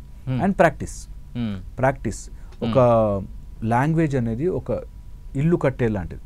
నీ దగ్గర 10 ఇటుకలే ఉంటే చిన్న ఇల్లు వస్తుంది, నీ దగ్గర ఎన్ని ఇటుకలు ఉంటే అంత మంచిగా ఇల్లు కట్టుకోవచ్చు, అంత డిఫైన్డ్గా. అట్లాగా నీ లైఫ్లో ఎన్ని పదాలు నువ్వు కరెక్ట్గా వాడడం నేర్చుకుంటే, ఈచ్ పదం ఆ పదాలు కనుక వాడడం నేర్చుకుంటే ఆటోమేటిక్గా నీకు మాట్లాడే సబ్జెక్ట్ క్లియర్గా ఉంటుంది. ఓకే. అంటే చాలామందికి వొకాబులరీ ఉంటుంది, మాట్లాడే థాట్స్ ఉంటాయి, కానీ బయటికి చెప్పుకోలేని విధంగా, షేర్ చేసుకోలేని విధంగా ఉంటారు. అలాంటి వారు ఎటువంటి జాగ్రత్తలు తీసుకోవాలి? వీళ్ళు అవతల వ్యక్తిని చూసి భయపడ్డము ఆర్ సబ్జెక్ట్ మీద అండర్ కాన్ఫిడెన్స్, అంటే నేను కరెక్ట్ ఉన్నానో లేదో, నేను చెప్పేది రైటో రాంగో అనేటట్టు. ఈ ప్రపంచంలో ఇది గుర్తుపెట్టుకోవాలి, ఎవరైనా మాట్లాడేది భయపడేవంటే ఎవరైనా సరే 99.999% దేవుడు తప్ప అందరూ తప్పులు చేస్తాము. తప్పులకి వెనకడుగు వేస్తే ఎప్పటికీ లైఫ్లో ముందుకు పోలేము. సో తప్పు మాట్లాడతానేమో, తప్పు చెప్తానేమో, అమ్మో నన్ను ఏమన్నా నవ్వుతారేమో అనే భయంలో ఎప్పుడు ఉండకూడదు, ఎవరు స్పీచ్ ఇచ్చినా సరే, ఎవరు మాట్లాడుతున్నా సరే. అండ్ ఒకవేళ చాలా థాట్స్ ఉన్నాయి అనుకుంటే right it down. Easy method ఏంటంటే మంచిగా పేపర్ పెన్ తీసుకుని ఏం చెప్పాలనుకున్న పాయింట్స్ రాసి ఒక్కొక్క పాయింట్ చూస్తూ చెప్పచ్చు. ఓకే. ఇది కొన్ని రోజులే, ఫస్ట్లో ఇనీషియల్గా స్టార్టింగ్ ఆ స్ట్రగుల్ ఉన్నవాళ్ళు రాసుకోవచ్చు, తర్వాత అలవాటు అయిపోతుంది. ఓకే. సో ఇనీషియల్గా ఆ రాసుకుని ఆ ఎక్సర్సైజ్ కనుక కొంచెం చేస్తే ఎనీథింగ్ మనం చేయొచ్చు. వీఆర్ ఆల్ హ్యాబిట్ బీయింగ్స్ అంటారు. మనం ఏది హ్యాబిట్గా మార్చుకుంటే అది వస్తుంది. మాట్లాడడం కష్టమవుతుంది, ప్లీజ్ రైట్ ఇట్ డౌన్, మంచిగా దాన్ని ఒక చిన్న ఫార్మాట్లో పెట్టుకుని మాట్లాడడం ప్రాక్టీస్ చేయండి, కొన్ని రోజులు వచ్చేస్తుంది. ఓకే. డాక్టర్ గారు, ముఖ్యంగా మొబైల్ ఎటికేట్స్ అంటే ఏంటి, దాని గురించి ఏం చెప్తారు? చాలా ఉన్నాయి మొబైల్ గురించి, ఈ రోజుల్లో బోలెడు విషయాలు చెప్పాలి. అయితే సింపుల్గా ఫస్ట్ అండ్ ఫార్మోస్ట్ థింగ్, ఎప్పుడైనా ఎవరితోనో మాట్లాడుతున్నప్పుడు మొబైల్ని మనం డిస్టర్బెన్స్ లాగా తీసుకెళ్ళకూడదు. ఓకే. వాళ్ళు ఎవరో మాట్లాడుతుంటారో ఇట్లా ఫోన్ చూస్తూ ఉంటే you are not actually contact, నా డిస్రెస్పెక్ట్ కిందకు వస్తుంది. ఓకే. అండ్ మొబైల్ ఎప్పుడు కూడా is not your part of the body. So డిస్టెన్స్లో పెట్టించడం అనేది అలవాటు చేసుకోవాలి. చాలామందికి అది అర్థం కాదు. మొబైల్ని కూడా వాళ్ళతో పాటు ఎక్కడికి పోయినా, బాత్రూంలోకి పోయినా కూడా క్యారీ చేస్తుంటారు. వెరీ వెరీ ఇంపార్టెంట్, చాలా dangerous, don't do that. Okay. And మొబైల్లో మనం ఎవరికైనా మెసేజ్ మాట్లాడుతున్నా కూడా మన ఆవేశం అంతా మొబైల్ మీద చూపించకూడదు. చాలామంది చాలా ఆవేశంగా ఉంటారు మొబైల్ మీద ఆవేశంతో మాట్లాడకూడదు. ఓకే. కొంతమంది ఫోన్లో మాట్లాడితే ఇంకా డైరెక్ట్గా వాళ్ళకి వినిపించేటట్టు అరుస్తుంటారు, ఏంటి చెప్పు అని చెప్పి. అది చాలా అండ్ ఎవరితోనే సీనియర్స్తో మాట్లాడుతున్నప్పుడు, లేకపోతే ఫ్రెండ్స్తో మాట్లాడుతున్నప్పుడు ఒక చిన్న గ్యాప్ ఉంటుంది. సీనియర్స్తో మాట్లాడేటప్పుడు ఒకలాగా, లేకపోతే ఎమోజీస్ని వాడడం ఒకలాగా. ఇది చాలా ఇంపార్టెంట్ మొబైల్ యూజేజ్లో. ఎవరికైనా సీనియర్స్కి అడ్రస్ చేస్తున్నప్పుడు అసలు వాట్ ఈస్ ద కాంటెక్స్ట్, ఆ కాంటెక్స్ట్కి నువ్వు ఎలా చెప్తున్నావు అనేది ఎమోజీస్తో క్లియర్గా చెప్పగలగాలి. అంటే మనం మాట్లాడింది దాంతోపాటు ఒక ఎమోజీ, ఇది చాలా ఇంపార్టెంట్. అండ్ ఎప్పుడు కూడా సీనియర్ అయితే మనది లాస్ట్ అవ్వాలి, మన మెసేజ్లో థ్యాంక్ యూ అనో లేకపోతే మనం దాన్ని అడ్రస్ చేయాలి. ఒకవేళ ఫ్రెండ్స్ ఉంటే అఫ్కోర్స్ అది ఫ్రెండ్ టు ఫ్రెండ్ ఇష్టం, కానీ బట్ సీనియర్స్తో ఉంటే లాస్ట్ మెసేజ్ మనదై ఉండాలి, థ్యాంక్ యూ చెప్పు ఉండాలి. ఓకే. అండ్ ఇలాంటివి తీసుకుంటే సౌండ్, ఒకవేళ మీటింగ్స్లో ఉన్నప్పుడు సౌండ్ తగ్గించుకోవడము. అండ్ ఏదైనా సరే మనం వాచ్ చేస్తున్నాము అంటే దాన్ని డెఫినెట్గా వేరే వాళ్ళకి వినిపించేటట్టుగా, డిస్టర్బ్ అయ్యేటట్టుగా ఉంచుకోకూడదు. అండ్ కొన్ని పాస్వర్డ్స్, కొన్ని ఫింగర్ లాకింగ్ సిస్టమ్స్ అవి ఖచ్చితంగా సెక్యూర్డ్ ఫోల్డర్లో పెట్టుకోవాలి మొబైల్స్లో. ఓకే. లేదనుకుంటే మనకి తెలియకుండానే మనవి వేరే వాళ్ళకి ఇచ్చేసిన వాళ్ళు మొత్తం. అండ్ మొబైల్లో మెసేజ్ చేస్తున్నప్పుడు కానీ ఒకవేళ మ్యాటర్ క్లియర్గా కన్వే కాలేదు అంటే ప్లీజ్ కాల్ బ్యాక్. చాలామంది మెసేజ్ చేసేస్తారు, అది కన్వే అయ్యిందో లేదో తెలియదు, తర్వాత నువ్వు అప్పుడు అలా పెట్టావు కదా, ఇలా పెట్టావు కదా. అండ్ ఈ రోజుల్లో నేను చెప్తున్నాను, so many apps to track what your messaging ఉంది. ఓకే. మనం ఏం మెసేజ్ చేస్తున్నాము, ఎవరితో మాట్లాడుతున్నాము అనేది మొత్తం ట్రాక్ చేసుకోవచ్చు just by installing one app. అందుకని ప్లీజ్ బీ వెరీ కేర్ఫుల్. మనము ఎప్పుడైనా సరే వీలు కుదిరినప్పుడల్లా సరే ఇలాంటి యాప్స్ ఏమైనా ఇన్స్టాల్ అయ్యాయా, రాంగ్ ఏమైనా క్లిక్ చేస్తున్నామా లింక్స్ అనేది చూసుకోవాలి. లేకపోతే మనం ఏది మాట్లాడుతున్నా సరే అంతా ట్రాక్ అవుతుంది. ఓకే. ఫోన్లో మనం మాట్లాడుతుంటేనే ఒక గ్రీన్ డాట్ వెలుగుతూ ఉంటుంది. That means it is all getting observed by the system. So నీకు నెక్స్ట్ టైం మనము ఒకవేళ ఏదైనా చీర గురించి మాట్లాడామంటే నెక్స్ట్ టైం మనం సర్చ్ చేస్తాం చీర వచ్చేస్తుంది. మనం ఏదైనా స్కేట్స్ గురించి మాట్లాడితే నెక్స్ట్ టైం మనం సర్చ్ చేస్తుంటే స్కేట్స్ వచ్చేస్తాయి. So everything is recorded and అది వింటున్నారు కాబట్టి మెసేజ్ల రూపంలో మనం ఏం టైప్ చేస్తున్నా సిస్టమ్ ఈజ్ రిమెంబరింగ్ ఇట్. కాబట్టి be very careful of your mobile usage అనమాట. చాలా ఇంపార్టెంట్. డాక్టర్ గారు, ఇంకొకటి, చాలామంది మనం చూస్తూ ఉంటాం అతిగా రియాక్ట్ అవుతూ ఉంటారు. అతిగా బాధపడడం కావచ్చు, అతిగా ఆవేశపడటం కావచ్చు, లేదంటే అతిగా ఆనందపడటం కావచ్చు, ఇవన్నీ మనం చూస్తూ ఉంటాం. కొంతమంది వ్యక్తిలో కొంచెం ఎక్కువ అబ్నార్మల్గా కనిపిస్తూ ఉంటాయి. ఈ కండిషన్స్ని ఏమంటారు, దాన్ని ఎలా మనం కంట్రోల్లో ఉంచుకోవచ్చు అంటారు? ఎమోషనల్గా మనకి అవుట్ బర్స్ట్ అయిపోయి చాలామంది ఆ ఎమోషన్ని కంట్రోల్ చేసుకోలేక చిన్న మాటకి డిప్రెషన్లోకి వెళ్ళిపోయిన వాళ్ళు, ఒక 10,000 20,000 కష్టాలకు సూసైడ్ చేసుకునేవాళ్ళు. ఇలాగా ఎమోషన్స్ని కంట్రోల్ చేసుకోవడం, మేనేజ్ చేసుకోవడం రాక ఎన్నో రకాల యాంగర్ ఇష్యూస్, నేను ఎంతమంది డిప్రెషన్ ఇష్యూస్, అగ్రెషన్, మొన్నటికి మొన్న మనం లాస్ట్ వీక్ 5 వీక్ అంతా చూసాం. తల్లి ఏదో అందని చెప్పి తల్లిని చంపేసేయడాలు, ఓకే, అత్తామామని చంపడాలు, పిల్లల్ని చంపడాలు, ఇలాంటి చూస్తున్నాం. ఎమోషన్స్ని రెగ్యులేట్ చేసుకోవడం రావాలి. ఇది ఎంతైనా ఇంపార్టెంటే. ఈ ఎమోషనల్ డిస్రెగ్యులేషన్ ఉండడం వల్ల, అంటే నాకు ఏదైనా ఒక ఫీలింగ్ వస్తే ఆ ఫీలింగ్ నిజమే అయి ఉండొచ్చు, వాడు ఎవడన్నా నన్ను చాలా మోసం చేసి ఉండొచ్చు, కానీ నేను ప్రవర్తించేది డిఫరెంట్గా ఉండాలి, నేను ప్రవర్తించేదానికి ఒక పద్ధతి ఉంటుంది అనేది విచక్షణ చాలా చాలా ఇంపార్టెంట్. ఎవరైనా నా కోపం తెప్పించవచ్చు, నో డౌట్, నాకు కోపం రావచ్చు, కానీ నా కోపంలో నేను ఇష్టం వచ్చినట్టుగా బిహేవ్ చెయ్యలేను, చెయ్యకూడదు. దానికి ఒక మెథడ్ ఉంటుంది. సో ఎప్పుడైతే నా ఎమోషన్ వచ్చింది, ఆ ఎమోషన్ని ప్రదర్శించడానికి మెథడ్ ఆలోచించుకోను, ఇష్టం వచ్చినట్టుగా బిహేవ్ చేస్తాను, దెన్ ఎమోషన్ డిస్రెగ్యులేషన్ అయిపోయినట్టు. ఇది కొంతమందికి బ్రెయిన్ లోపల ప్రాబ్లమ్స్ వల్ల రావచ్చు, కొంతమందికి కెమికల్ ఇంబ్యాలెన్స్ వల్ల రావచ్చు, కొంతమందికి ఫిజియోలాజికల్గా బాడీలో ఉండే చేంజెస్ వల్ల రావచ్చు, కొంతమంది ఇమాజిన్ చేసుకుని కండిషన్స్ వల్ల రావచ్చు. సో ఇలాగ డిఫరెంట్ టైప్స్ ఆఫ్ రీజన్స్ ఉంటాయి. నీకు ఎలాంటి ఎమోషన్ వచ్చినా సరే దాన్ని కొంచెం డిస్టెన్స్లో చూసి అబ్జర్వ్ చేసి దాన్ని మాడిఫై చేసుకోవడం రాకపోతే స్లోగా సెటిల్ అయిపోతాయి శరీరంలో, స్లోగా వచ్చేస్తాయి, అలవాటు అయిపోతుంది. చిన్నప్పటి నుంచి మా వాడి కోపం ఉండి చాలా అన్ని సామాన్లు పగలగొడుతుంటాడు, వెంటనే షుడ్ బి స్టాప్డ్, లేకపోతే అది ఫ్యూచర్లో పెద్దదే అవుతుంది కానీ తగ్గదు. ఓకే. సో చాలా చాలా ఇంపార్టెంట్, కంపల్సరీ చూసుకోవాలి. రైట్. అంటే డాక్టర్ గారు, మనం సహజంగా చూస్తూ ఉంటాం, చాలామంది ఏంటంటే ఒక పర్టికులర్ ఏజ్ వచ్చిన తర్వాత తనలో ఉన్న ఎమోషన్స్ ఇంబ్యాలెన్స్ కావచ్చు, ఇవన్నీ వాటిని ఓవర్కమ్ చేయడం కూడా చాలా టాస్క్ అయిపోతుంది ఈ రోజుల్లో. బట్ ఎవరు బతికినా కూడా నెక్స్ట్ జనరేషన్, మన పిల్లలు ఎలా ఉండాలి అలా ఉండాలి అని ఒక హోప్స్తో ఉంటాం. అటువంటి సిచ్యువేషన్లో పిల్లల్ని ఏ రకంగా మనం ఒక ట్రైన్డ్గా పెంచవచ్చు అంటారు? ఇటువంటివి ఏదైతే ఇష్యూస్ మనం ఫేస్ చేస్తూ ఉన్నామో అవి పిల్లల వరకు రాకుండా వాళ్ళు ఒక ప్లాన్డ్గా మెచ్యూర్డ్గా పెరగాలంటే ఏం చేయాలంటారు? సో ఫస్ట్ వచ్చేసి పిల్లల్ని ఎమోషనల్ కంట్రోల్ నేర్పించాలి. ఎమోషన్స్ వస్తాయి, ఆ ఎమోషన్స్ని అబ్జర్వ్ చేయడం నేర్పించాలి. ఒకసారి కోపం వచ్చిందనుకోండి, మనమే ఒక పక్కన కూర్చొని చూడాలి, ఏంటి అంత కోపం తెప్పించేది నాకు, అంత నన్ను నేను మర్చిపోయి ఊగిపోయి అంత కోపం తెప్పించేది ఏంటి, నా లోపల ఎక్కడ ఆ కోపం జనరేట్ అవుతుంది, where is my primitive mind అట్లా నన్ను తిట్టేయాలి నన్ను కసిగా ఎందుకు వస్తుంది అనేది అబ్జర్వ్ చేయించాలి. పిల్లలు ఎప్పుడైనా కోపం వస్తే you should SIT with them and ఎక్కడ వస్తుంది, ఎందుకు వస్తుంది కోపం, దేనికి సంబంధించి నువ్వు ఏం చెయ్యాలని అనే రెగ్యులేషన్ నేర్పించాలి పిల్లలకి. ఎమోషనల్ రెగ్యులేషన్ ప్లీజ్ నేర్పించండి. రెండోది వచ్చేసి ప్రతి దానికి క్యారీ ఓవర్ అయిపోకూడదు. ఫ్రెండ్ ఎవరో వీడియో గేమ్ కొనుక్కున్నాడు, నేను కొనుక్కోవాలి, ప్రతి దానికి క్యారీ ఓవర్ అయిపోకూడదు. అన్నిటికీ ఒక టైము, ఒక లిమిట్, ఒక పద్ధతి ఉంటుంది అనేది నేర్పించాలి. ఈ రోజుల్లో మనకు ఆ పద్ధతి తీసేస్తున్నాం, ఆ పద్ధతి తీయడం వల్ల ప్రాబ్లం అవుతుంది. థర్డ్ వచ్చేసి హెల్దీ భయం ఉండాలి. మన ఈ రోజుల్లో మనం తీసేస్తున్న దాంట్లో భయము, భక్తి. పిల్లలు భయం ఉండకూడదు. ఖచ్చితంగా హెల్దీ భయం, ఇది చేస్తే నేను తప్పుదారిలో వెళతానేమో అనే భయం ఉండాలి ఖచ్చితంగా. ఇది చేస్తే నేను ప్రాబ్లంలోకి వెళ్తానేమో అనే ఒక ఆలోచన, దాన్ని ఆ భయాన్ని మెయింటైన్ చేయాలి. That this is going to be wrong, ఈ పాత్ రాంగ్ పాత్లోకి వెళ్తే నేను కాపాడే వాళ్ళు ఉండకపోవచ్చు అనేది పిల్లలకి నేర్పించాలి. భయమే ఉండకూడదు, ఫియర్లెస్గా ఉండాలి, నచ్చింది చేసే అని నేర్పించామంటే ఇప్పుడు సొసైటీలో అదే చూస్తున్నాం. అందుకని ప్రతిదీ నచ్చిందల్లా జరగదు, ఇది నేర్పించాలి పిల్లలకి. చాలా చాలా ఫండమెంటల్ ఇంపార్టెంట్. నీకు నచ్చినవన్నీ దొరక్కపోవచ్చురా, నీకు అనుకున్నవన్నీ జరగకపోవచ్చురా, నీకు కావాల్సిందంతా నీకు దక్కకపోవచ్చురా, దట్స్ ఓకే అని పిల్లలకి నేర్చుకుని వాళ్ళకి తెలియాలి అది.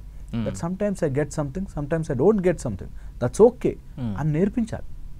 ఇది కంపల్సరీగా పిల్లలకి ఎక్కించాల్సిన దాంట్లో. అండ్ హార్డ్ వర్కింగ్, ఏదైనా చేయాలి అంటే దానికి ఉన్న ఎఫర్ట్ని మైనస్ చేసేయకూడదు.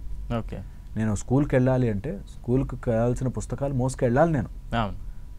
అది మైనస్ చేసేసి స్కూల్కి పుస్తకాలు తీసుకెళ్లకుండా, లేకపోతే టీచర్ ఏమన్నా అంటే టీచర్ నన్ను అంత మాట అంటున్నాను, టీచర్ని మంచి కోసం చెప్తారేమో. టీచర్ని మానిటర్ చేసే పని ప్రిన్సిపల్ పెట్టుకోవాలి, పిల్లలు పెట్టకూడదు. పిల్లలు నా టీచర్ నన్ను అంత మాట అంటుందా అనేటట్టు ఉండకూడదు. సో అలాగ ఓవరాల్ గ్రోత్ రావాలంటే పిల్లలకి ఖచ్చితంగా యూ షుడ్ హ్యావ్ దట్ ఆ డిసిప్లిన్ అనేది పిల్లల్లోకి తీసుకురావాలంటే ఖచ్చితంగా emotional regulation should be a major part. ఖచ్చితంగా ఐక్యూ లెవెల్స్ ఇంప్రూవ్ అవ్వాలంటే ఏం చేయాలంటే ఐక్యూ లెవెల్స్లో మనకి cognitive thinking, problem solving capacity, ఏదైనా సమస్య వస్తే మనం ముందే సాల్వ్ చేసేయకూడదు. వాళ్ళకి పిల్లలు సాల్వ్ చేయగలగాలి, సాల్వ్ చేయాలి.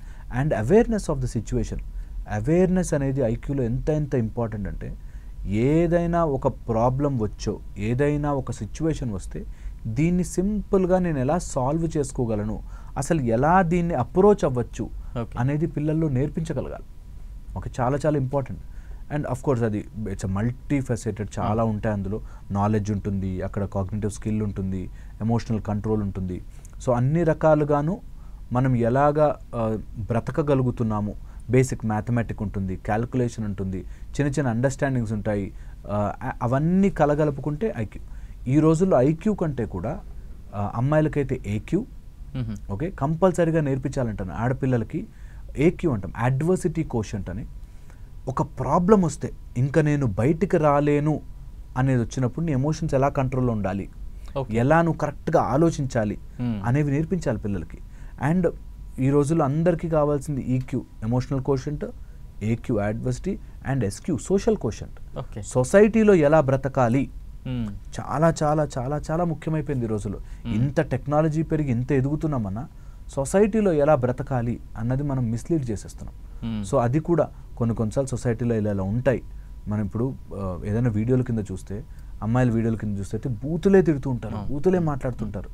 అండ్ అది none of you can decide ఆమె లైఫ్ ఏంటి, ఆమె ఎలా ఉండాలి అన్నది మనం ఎవరిని డిసైడ్ చేయలేము.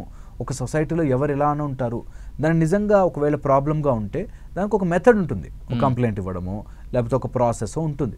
అంతేగాని ఇష్టం వచ్చినట్టుగా మనం చెయ్యలేము అనేది మనము సోషల్ కోషన్ నేర్పించాలి. సోషల్లీ ఎలా ఉండాలి, వీఆర్ ఆల్ సోషల్ యానిమల్స్, ఎలా ఉండాలి అనేది తెలియాలి. ఇవి లేకుండా పోతే ఒక్క ఐక్యూ ఉన్నంత మాత్రాన ఏం కాదు. నేను పెద్ద డాక్టర్స్ని చూశాను హూ ఆర్ డిప్రెస్డ్. నేను పెద్ద ప్రొఫెషనల్స్ని చూశాను హూ ఆర్ వరీడ్, స్ట్రెస్, ఎప్పుడు స్ట్రెస్. అండ్ చిన్న లో లెవెల్ ఆఫ్ వర్క్ చేస్తూ డబ్బుల్లో తక్కువ సంపాదించే వాళ్ళకు కూడా స్ట్రెస్, CEO లాంటి రేంజ్లో ఉన్న వాళ్ళకు కూడా స్ట్రెస్. వీళ్ళందరూ కామన్గా ఈ రోజుల్లో అయితే పిల్లలు కూడా నాకు చాలా స్ట్రెస్ ఉంది అంటున్నారు.